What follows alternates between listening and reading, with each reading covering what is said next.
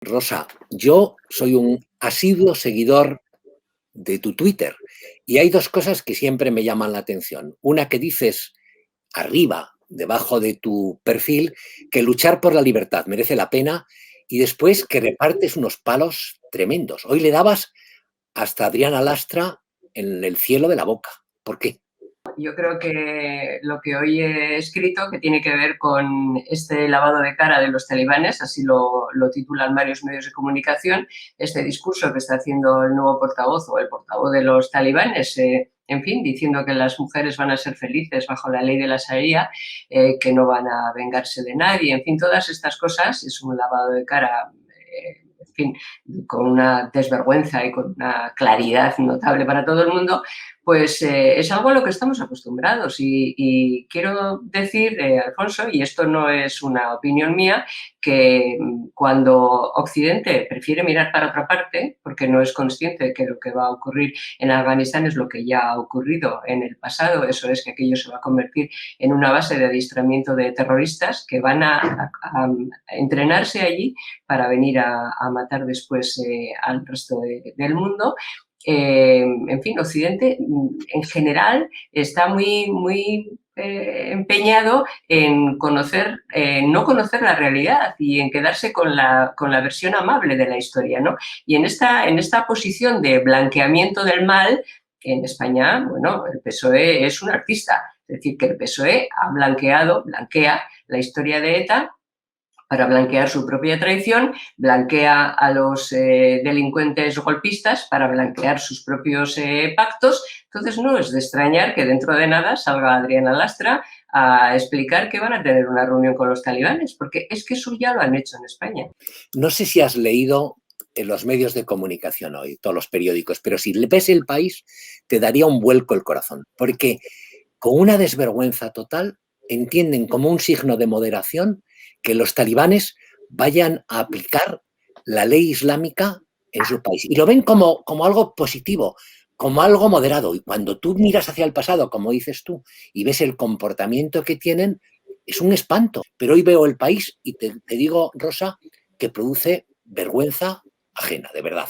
Sí, pero es que me estás dando la razón. Es decir, que los blanqueadores de delincuentes de todo tipo, terroristas, golpistas y cualquier delincuente internacional, y El País no deja de ser un medio de comunicación que actúa como vocero del gobierno, forma parte de la prensa concertada, es el boletín oficial, en fin, no ha escrito formalmente a la institución del gobierno, pero que actúa como tal, pues empieza a querer limpiar la imagen de los talibanes. O sea, decir que vivir bajo la ley religiosa de la Sharia es un signo de moderación, en fin, es que creemos o no en la separación de poderes. ¿Creemos en un Estado no sometido a la religión o solo es en España o solo es en Europa? En el resto del mundo eso no funciona. O sea que la Sharia está bien. Es que le vamos a ver dentro de nada al PSOE hablar de la identidad y de decir que hay que respetar la identidad de los musulmanes, aunque la identidad de los musulmanes suponga privar de sus derechos no solo a las mujeres. Estamos hablando de las mujeres porque es lo más notable, porque las borran. Primero las tapan y después las borran. Pero vamos a decir que como es una manifestación religiosa hay que respetarlo. Pues le vamos a ver al PSOE hablar de la identidad, pero dentro de nada, Alfonso, ya lo verás. En fin, es que este PSOE hubiera ido de cacería con Franco si le hubieran invitado. Pero hubiera ido tan tranquilo si los hubieran invitado. Vamos, hubiera celebrado con Hitler la invasión de Polonia. Hay mucha gente implicada en esto, porque tú que eres una estrella de Twitter, te habrás dado cuenta que el mismo Twitter que prohibió y que ha vetado para siempre a Donald Trump, permite y le mantiene cuenta al portavoz de los talibanes que lanza ahí sus arengas islámicas, por no decir, y te digo, cerca de ti, cerca donde tú vives en el País Vasco, algunos de los facinerosos que fueron miembros destacados de ETA tienen cuenta abierta y es altavoz en Twitter y sin embargo se la pueden cerrar, como te dije antes, a Donald Trump, que yo creo que no goza de nuestras simpatías, pero que tiene todo el derecho a expresarse. Sí, no, por supuesto que esto no es una cosa de unos pocos, es un clima de deterioro, de degradación de la propia democracia es un clima de esa cosa que le llaman buenismo, que en realidad es el abandono de las cuestiones más importantes, de la lucha por la libertad, de la lucha por los derechos humanos, de la democracia en todo el mundo. Claro, es un abandono, es eso que se suele decir de que en la que están, como tú muy bien dices, implicados muchísima gente, los que actúan, los que diseñan, los que actúan y los que callan, que son la inmensa mayoría. Esto que se dice siempre y que es una verdad absoluta, los malos de verdad son muy pocos. Lo más peligroso es la gente corriente, que vamos tragando y adaptándonos y, bueno, y abandonamos pues, los principios fundamentales. Y, claro, este es un proceso de degradación democrática que es extraordinariamente peligroso, mucho más en un país como España, en el que no se ha hecho pedagogía democrática, en el que hemos construido la democracia, una democracia muy joven, con un país muy invertebrado en términos democráticos, en el que no se ha hecho pedagogía democrática ni desde las instituciones ni desde los prescriptores de opinión en general, y en el que creemos, la inmensa mayoría de los españoles, que no hay que defender ni la libertad ni las instituciones porque ya se defienden solas. Y eso es, como te digo, extraordinariamente peligroso. Mira, tú no tienes más que ver la reacción después de lo que está ocurriendo en Afganistán de los líderes europeos, todos, en fin, Europa en su conjunto de una forma absolutamente melíflua, pero todos los líderes de los países de la Unión Europea, de nuestros colegas, han salido a dar la cara ante su opinión pública y a explicar su posición respecto de lo de Afganistán, de la entrada de los talibanes. Todos menos Sánchez, que sigue en la maleta, que sigue de vacaciones, que no considera que tenga que decir nada a los españoles. Ni Sánchez ni el gobierno han hecho algún tuit. O sea, es que es una expresión más del peligro, en fin, de lo que supone vivir en un país como el nuestro, en un mundo como el mundo que nos está tocando vivir, con unos dirigentes que no piensan más que en sus resultados electorales y que no tienen ningún interés en defender la libertad.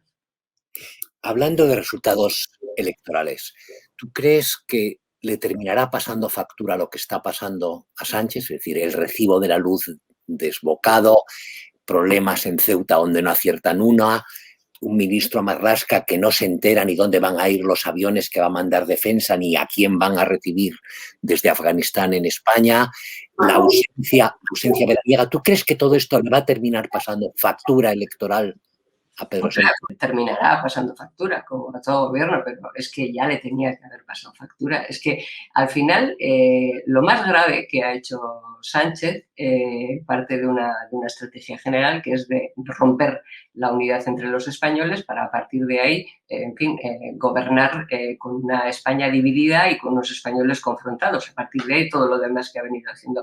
Eso ya le tenía que haber pasado factura. Le tenía que haber pasado factura sus pactos con los enemigos jurados y mortales, estrictamente mortales de la democracia. Ya le tenía que haber pasado factura la persecución a los medios de comunicación y a las personas libres que hablan desde los medios de comunicación, o la persecución a los jueces que actúan independientemente, o su intento de parasitar todas las instituciones. Todo eso, que es el pecado mortal de la democracia que ha cometido, contra la democracia que ha cometido Sánchez, ya le debiera haber pasado factura. Sin embargo, yo creo que le terminará pasando factura la situación económica, que es, en fin, en lo que él confía, que con los miles de millones que lleguen de Europa, pues esa factura, la única que cree que le puede pasar, que le pueden pasar los españoles en las urnas, pues no se la pasará porque llegará dinerito fresco. Si te acuerdas, con Zapatero pasó igual. La mayor traición de Zapatero a la democracia la cometió en la primera legislatura y no pasó nada. La segunda legislatura tuvo más votos que la primera y las segundas elecciones, cuando, insisto, la peor traición, la ruptura de todos los consensos, de todos los pactos, el inicio de la confrontación entre españoles, lo decidió en la primera. Sin embargo, le pasó factura la crisis económica que enfrentó mal, pero que no se la inventó él.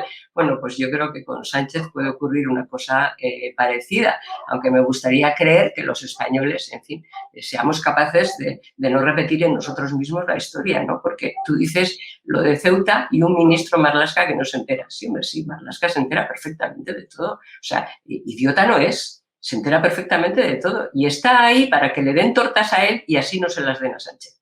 ¿Por qué te crees que no le ha quitado en medio en la crisis a Marlaska Sánchez? Pues por dos motivos. Uno, porque le viene muy bien tener ahí a ese pim pam pum que cuando le dan hace referencia a su situación sexual o a su orientación sexual como para defenderse, o sea, cuando le dan golpes. Uno de los motivos que no le ha quitado es ese, y el otro motivo es que tiene todavía tareas pendientes que hacer con su amigo Otegi. Entonces, Marlaska sí que se entera perfectamente.